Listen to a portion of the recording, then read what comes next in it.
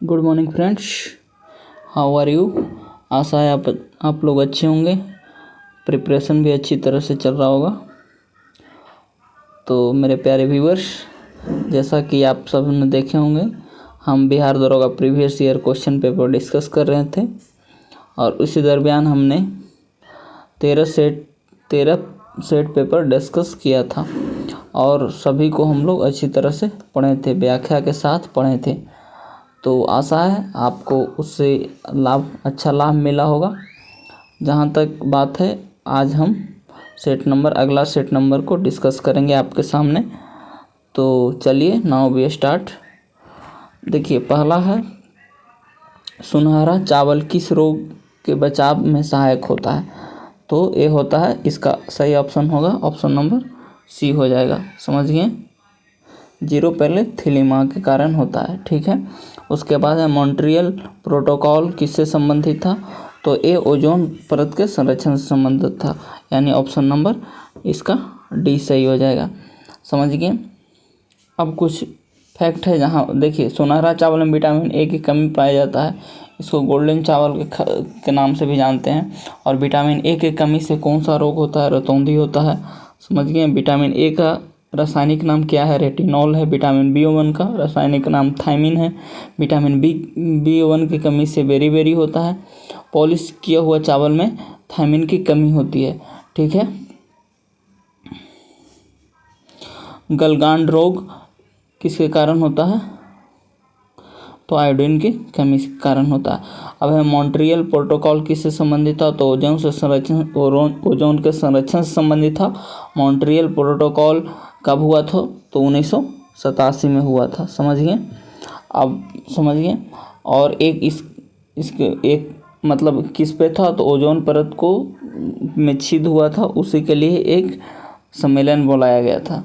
और ओजोन में जो छिद्र हुआ था उसका सबसे सर्वप्रथम पता कब लगा था, तो 1985 में लगा था। 1985 में छिद्र हुआ था, वो पता लगा था। समझिए, अब है कि ओजोन परत समताप मंडल का निचला परत होता है। ओजोन परत को क्षय होने का मुख्य कारण है CFC का बढ़ोतरी। और ओजोन परत है जो हमें UV से बचाता है। UV मतलब अल्ट्रा वायलेट रे से बचाता है। समझिए, तो इतना था ओजोन संरक्षण से संबंधित। अब अगला है, टाइफाइड या मियादी बुखार फैलता है, किससे फैलता है, तो पानी खाद्य पदार्थ से फैलता है। अब देखिए, टाइफाइड दूषित पानी से फैलता है, दूषित खाना से फैलता है। समझिए, अब है, टाइफाइड साल्मोनेला टाइफाई नामक एक जीवाणु होता है जिसके कारण ये फैलता है। ये जीवाणु कहाँ होता है, तो ये आंत में होता है। समझिए, टाइफाइड रोगियों को स्वच्छता पर अधिक ध्यान देना चाहिए। समझिए, और टेटनस किसके कारण होता है, वो हमको बताइएगा। समझिए, टेटनस में ATS इंजेक्शन लगाया जाता है। ये भी क्वेश्चन पूछा है, टेटनस में ATS इंजेक्शन लगाया जाता है। समझिए, अब ये है, निम्नलिखित में से स्वच्छ जल की मछलियाँ कौन सी है, तो इसका सही आंसर रेहू हो जाएगा और कातला हो जाएगा। रेहू और कातला स्वच्छ जल की मछलियाँ हैं। ठीक है। वानिकी अनुसंधान संस्थान कहाँ स्थित है, तो इसका सही आंसर हो जाएगा देहरादून में स्थित है। समझिए, कुछ संस्थान है जो हमेशा पूछता है, जैसे आपको बताते हैं, भारतीय सर्वेक्षण विभाग कहाँ है, तो देहरादून में है। भारतीय मौसम वेधशाला पुणे में है। भारतीय खगोल अनुसंधान बेंगलोर में है। रमन अनुसंधान बेंगलोर में है। भाभा अनुसंधान संस्थान ट्राम्बे में है। तो इतना संबंधित था इससे। ठीक है। अब आगे चलते हैं। 6 नंबर, निम्नलिखित में कौन सी पर्वत चोटी भारत में स्थित है। तो देखिए, ये सब जितना भी पर्वत है वो सब नेपाल की पर्वतमाला है। समझिए, कहाँ की है, नेपाल की है। तो नेपाल की पर्वतमाला है। अब देखिए, अन्नपूर्णा भी नेपाल की है। मकालू भी नेपाल का है। नामचा बरवा भी नेपाल में स्थित है। और एक कामेट है जो भारत में स्थित है। समझिए, एक कामेट ही भारत में स्थित है। तो इसका सही आंसर सी हो जाएगा। जापान के योकोहामा शहर में वर्ष 1994 में संयुक्त राष्ट्र देशों का सम्मेलन जिस संदर्भ में किया गया था, वो था किससे संबंधित था, तो वो किसके संबंधित था, अब बताइएगा। प्राकृतिक आपदा नियंत्रण था, पृथ्वी सम्मेलन था, वैश्विक ताप में वृद्धि था, या वन विनाश था, किसके था। तो इसका सही आंसर ये हो जाएगा प्राकृतिक आपदा के नियंत्रण में था, समझिए। उसके बाद आगे चलते हैं। तो आगे 8 नंबर क्वेश्चन है, भारतवर्ष में न्यूनमाती तेल शोधक कारखाना कहाँ है, तो ये असम में है, समझिए। इसका सही आंसर हो जाएगा असम हो जाएगा। अब है देखिए, कुछ तेल शोधक कारखाना है जो हमेशा एग्जाम में बार बार पूछता है, समझिए। तो भारत का सबसे बड़ा तेल शोधक कारखाना कहाँ है, तो जामनगर में है। जामनगर कहाँ है, गुजरात में है, समझ गए। नुनमाती तेल कारखाना गुवाहाटी में है जो असम में स्थित है। सर्वप्रथम आधुनिक तरह से तेल की खुदाई किस देश में हुआ था, तो USA में हुआ था। अब देखिए अगला क्वेश्चन है, गुलबदन बेगम ने किसके कहने पर हुमायूंनामा लिखा था। हुमायूंनामा के लेखक भी पूछ देता है, तो गुलबदन बेगम, समझ गए। तो अकबर के कहने पे ये लिखी थी, समझ गए, हुमायूंनामा। इसमें क्या है, हुमायूं की जीवनी की कहानी है, समझ गए। गुलबदन बेगम ने हुमायूंनामा में हुमायूं की उदार जो प्रवृत्ति था उसके बारे में बताया है। अब है जहांगीर की आत्मकथा को मोतीबिंद खां ने पूरा किया था, तो जो कि जहांगीर की आत्मकथा है। सीरी शहर या सीरी दुर्ग का निर्माण किसने कराया था, तो ये अलाउद्दीन खिलजी हो जाएगा। अब एक अलाउद्दीन खिलजी से संबंधित 1-2 फैक्ट आप बताइएगा, समझ गए। अलाई दरवाज़ा का निर्माण किसने कराया था, वो बताइएगा। और अलाउद्दीन खिलजी जो सीरी किला था उसका निर्माण कब कराया था, ये हमको कमेंट में बताइएगा। उसके बाद है, अकबर ने 1567 में चित्तौड़ आक्रमण के समय वहाँ का शासक कौन था। जब अकबर कब चित्तौड़ पर आक्रमण किया था, ये क्वेश्चन पूछता है, तो 1567 में किया था। और उस समय वहाँ का शासक कौन था, तो महाराणा प्रताप थे, समझ गया, महाराणा प्रताप थे। हल्दी घाटी का युद्ध कब हुआ था, ये भी क्वेश्चन पूछता है। तो हल्दी घाटी का युद्ध कब होता है, हल्दी घाटी का युद्ध बताइएगा। 18 जून 1576 में होता है, 18 जून 1576 में होता है हल्दी घाटी का युद्ध, समझिए। किसके किसके बीच होता है, ये हमको कमेंट में बताइएगा, समझिए। अब है अगला, शेरशाह का मकबरा कहाँ स्थित है, तो शेरशाह का मकबरा सासाराम में स्थित है, इसका सही आंसर हो जाएगा सासाराम। और शेरशाह कहाँ का जमींदार था, ये भी बताइएगा, सासाराम का। कथित सरित सागर कहाँ के लेखक कौन है, तो सोमदेव, इसका सही आंसर हो जाएगा, समझिए। अब मुद्रा राक्षस के लेखक कौन है, ये बताइएगा कमेंट में, समझिए। और विशाख दत्त ने देवी चंद्रगुप्तम भी पुस्तक विशाख दत्त ने लिखे थे, और मुद्रा राक्षस भी विशाख दत्त लिखे थे। ये क्वेश्चन हमेशा बार बार पूछता है, समझ गए।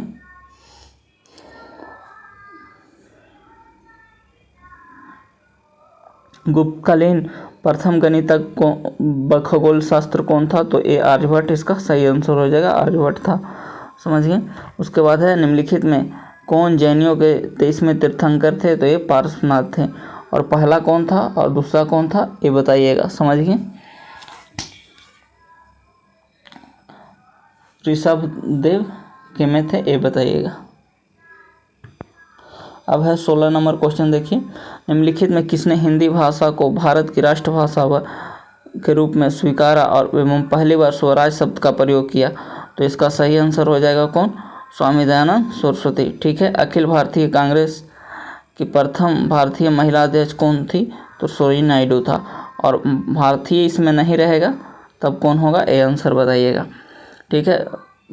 रविंद्रनाथ टैगोर नाइटहुड की उपाधि क्यों लौटाया था, तो जालियांवाला बाग के विरोध में। और इसमें एक और थे जो वायसराय के उपाधि को लौटाए थे, वो कौन थे, कमेंट में आंसर दीजिएगा। और गांधी जी ने अपने केसरे हिंद की उपाधि कब लौटाए थे, ये भी क्वेश्चन पूछता है, इसका भी आंसर आप कमेंट में दीजिएगा, समझ गए। 1937 में कांग्रेस मंत्रिमंडल के कितने प्रांत में बने थे, यानी कांग्रेस मंत्रिमंडल कितने प्रांत में बने थे, तो इसका सही आंसर हो जाएगा 8 प्रांत में बने थे, समझ गया। और कौन कौन प्रांत में कांग्रेस का सरकार नहीं बना था, ये हमको बताइएगा। और इसमें 6 प्रांत था जिसमें बहुमत से कांग्रेस अपनी सरकार को बनाता है, समझिए। उसके बाद अगला क्वेश्चन देखिए, भारतीय मुस्लिम लीग की स्थापना कब होता है? तो 1906 में हो जाएगा। और 1985 में क्या होता है, 1905 में क्या होता है, 1907 में क्या होता है, ये सब कमेंट में लिखिएगा, सब हम बता दिए हैं पीछे। प्रार्थना समाज के संस्थापक कौन थे? तो इसका सही आंसर हो जाएगा महादेव गोविंद रानडे। महात्मा गांधी दांडी मार्च कब प्रारंभ करते हैं? तो एक क्वेश्चन बताइएगा, दांडी मार्च का प्रारंभ कब करते हैं महात्मा गांधी? तो इसका सही आंसर बी हो जाएगा, 12 मार्च 1930 को प्रारंभ करते हैं और 78 सहयोगियों के साथ 6 अप्रैल 1930 को वहां दांडी पहुंचते हैं और नमक तोड़कर सभी ने अवज्ञा आंदोलन शुरू करते हैं, समझिए। और इसके बाद 5 मार्च 1931 को गांधी इरविन समझौता होता है, ये भी क्वेश्चन पूछा है, समझिए। और कौन सा आंदोलन था जो 2 चरणों में चला? तो सभी ने अवज्ञा आंदोलन था, 2 चरणों में चला। पहला चरण था 6 अप्रैल 1930 से 5 अप्रैल 1931 तक, और दूसरा चरण था 3 जनवरी 1932 से अप्रैल 1934 तक। और यही में चौकीदारी कर नहीं का आंदोलन भी इसी में चलाया गया था, समझिए। और इसी आंदोलन के दौरान छपरा में जेल कैदियों ने स्वदेशी वस्त्रों को त्याग दिया था, मतलब विदेशी वस्त्रों को त्याग दिया था, स्वदेशी वस्त्रों की मांग किया था, समझिए। किसके नेतृत्व में? तो राम विनोद सिंह के नेतृत्व में। ये भी क्वेश्चन बीपीएससी पूछा है।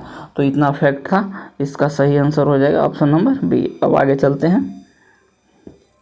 देखिए, जो हम आपको व्याख्या दे रहे हैं वो उसको ध्यान से सुनिएगा। वहाँ से अगला जो क्वेश्चन जो अगला होगा, नेक्स्ट एग्ज़ाम होगा, उस व्याख्या में से ही आपको क्वेश्चन देखने को मिलेगा। तो मेरा ट्रस्ट है कि वो व्याख्या को आप सुनिएगा और जितना भी हम बता रहे हैं आंसर उसको भी देखिएगा। यही क्वेश्चन बार बार रिपीट होता है, इसका ऑप्शन रिपीट होता है। आज ये पूछ दिया तो वही जो ऑप्शन है उसी को अगला क्वेश्चन बना के पूछ देगा, आपको फंसा देगा। इसीलिए प्रीवियस ईयर बहुत पढ़ना ज़रूरी होता है। वर्ष 2011 की जनगणना के अनुसार न्यूनतम जनसंख्या घनत्व कहाँ है? तो अरुणाचल प्रदेश में। और कितना है ये बताइएगा हमको। अंतर्राष्ट्रीय मुद्रा कोष का वित्तीयन किसके द्वारा किया जाता है? तो इसका सही है इसके सदस्य देशों, यानी ऑप्शन नंबर डी हो जाएगा। बेरोजगारी में मुद्रास्फीति की संयुक्त घटक कहलाता है, तो ये स्टैगफ्लेशन हो जाएगा। बैंक दर को बढ़ाने का प्रभाव कम हो जाए यदि, तो इसका क्या हो जाएगा? CRR कम कर दिया जाए, तो ऐसा देखने को मिलता है। निम्नलिखित में निम्न सार्वजनिक उपक्रमों में कौन सा महारत्न नहीं है? तो BSNL नहीं है, समझ गए। अब आगे चलते हैं। निम्न में से बहुउद्देशीय गरीबी सूचकांक के संबंध में कौन सा कथन गलत है? तो इसका सही आंसर हो जाएगा, क्या बताइए। सूचकांक में 3 आयाम है, स्वास्थ्य, शिक्षा और जीवन स्तर। ये सही है। सूचकांक का प्रत्येक आयाम को समान भार दिया जाता है। सूचकांक 10 प्रचलन शामिल है, प्रत्येक चाल में समान भार दिया गया है। तो इसका सही आंसर बताइएगा 28 नंबर का, इसका डी इसका हो जाएगा आंसर, ये नंबर डी हो जाएगा, समझिए, पर ए हो जाएगा। उसके बाद है भारतीय नियोजन के वस्तुकार कौन थे? तो PC महालेविस थे। उसके बाद है निम्नलिखित में से उसकी पहचान करें जो रिजर्व बैंक का कार्य नहीं करता है। तो ये हो जाएगा जनता के, ये ऑप्शन नंबर सी हो जाएगा, जनता से प्राप्त जमाओं पर ब्याज देना। तिलहन के उत्पादन में वृद्धि का कारण है, तो पीली क्रांति। श्वेत क्रांति किससे संबंधित है? दूध से। नीली क्रांति और भूरी क्रांति किससे संबंधित है? वे कमेंट में हमको बताइएगा। उसके बाद है भारत के किस राज्य में शिशु दर सबसे कम है? तो केरल में, इसका सही आंसर हो जाएगा केरल हो जाएगा, समझिए। उसके बाद है WTO का मुख्यालय कहाँ है? तो ये जेनेवा में है। और जो मुख्यालय पूछता है, ये मुख्यालय से भी क्वेश्चन रहता है हमेशा। और गेट का स्थापना 1 जनवरी 1995 को होता है, समझिए। चलिए आगे चलते हैं। नेक्स्ट नंबर क्वेश्चन मैथ है, इसको आपको हम आंसर बता देते हैं। पूछता है कि इसमें कितना त्रिभुज है? तो त्रिभुज की संख्या इसमें 28 है, समझिए। इसका सही आंसर 28 हो जाएगा, समझिए। 1 2 3 4 ऐसे हो गया, 4 4 8 4 12, और फिर इधर से हो जाएगा और इधर से हो जाएगा, समझिए।